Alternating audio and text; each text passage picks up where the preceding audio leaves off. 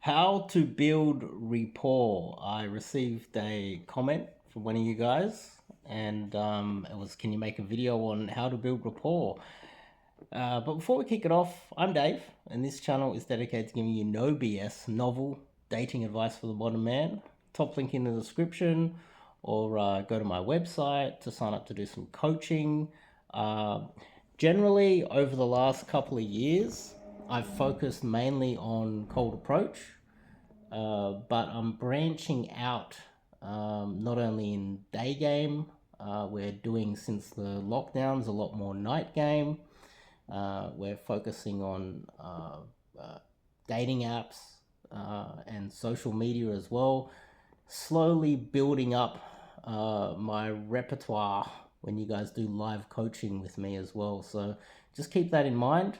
And I have received a few messages from guys thinking that this is a free service. No, it's not a free service. Um, that's a little bit silly. But anyway, how to build rapport. Now, a lot of guys will tend to think that they can build rapport off the cold approach. I don't believe you can, and I just want to eliminate that before we get into the main part of this video. Uh, Guys think that you can build rapport or build attraction, which doesn't really make much sense off the cold approach. And the reason why I don't believe that you can build rapport, unless you're just a super chadmungus, you know, big dick fucking Chad, sexy guy who's approaching sixes. Um, it is really difficult to build rapport off the approach, and my reasoning for this is that there's no correlation between the length of approach and a flaky number or a solid number. Let me explain. The the general consensus is, off the approach, the longer you stay in set, you go into an instant date, you take her out for a coffee or to lunch or something, you go for a walk through the park, and that's going to build more rapport and therefore increase your probability of a solid number for the second meetup after the approach. And there's actually no correlation, because it's not only myself that has put it into a spreadsheet and had a close look at the numbers.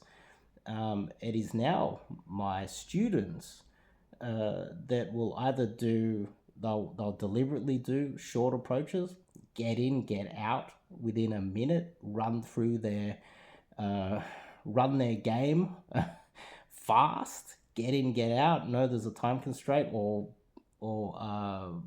give a false time constraint. I need to go, get in, get out, especially when you're in a big city like Sydney CBD. This is where I do most of my coaching.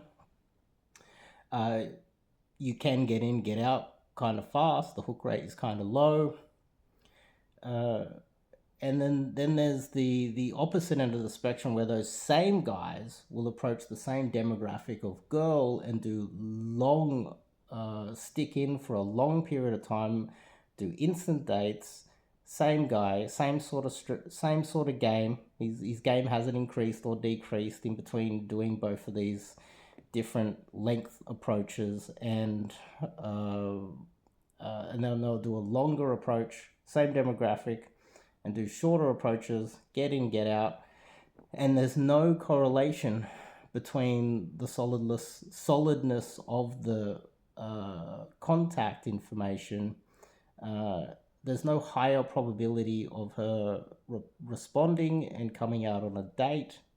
And there's even some guys that, even through day game, have pushed it where they've gone on an instant date, gone for a little bit of a walk in the park, along the beach, coffee, lunch, held hands, made out, had like almost spontaneous, romantic, full afternoon with a girl, and she still doesn't respond.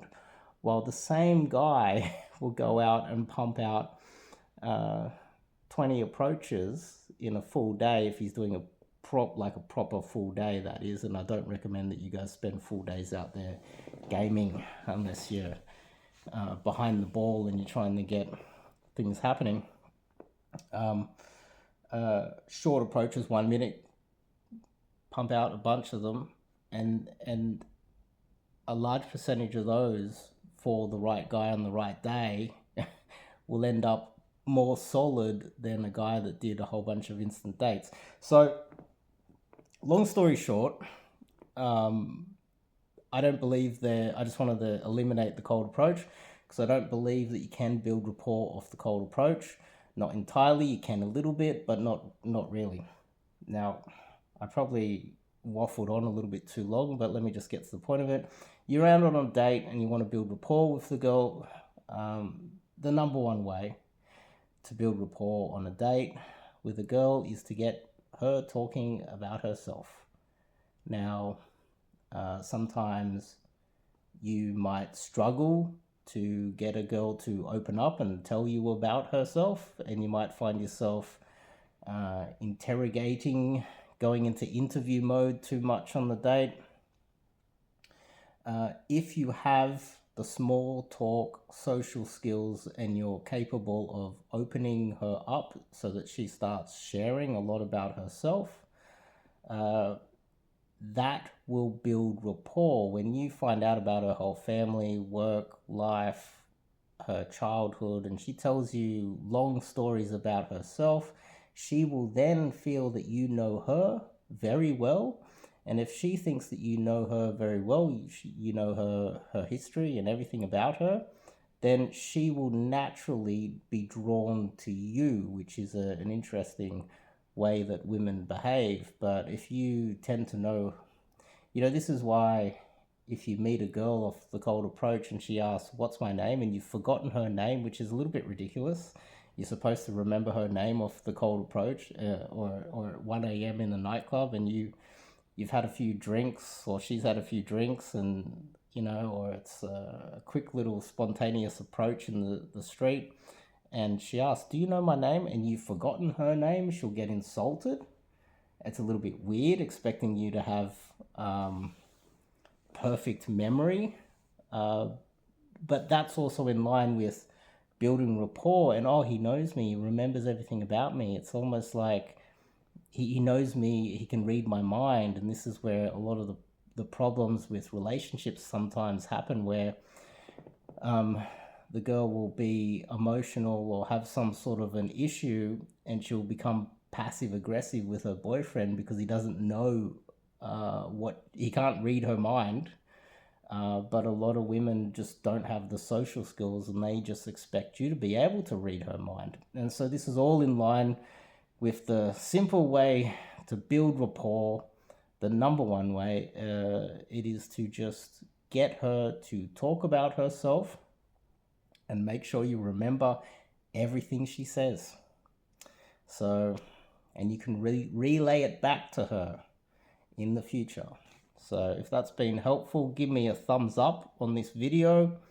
And if you're interested in learning some cold approach, you want to learn some cold approach skills, go to the website, fill out the form, and do some cold approach coaching with myself in Sydney CBD. See you guys in the next one.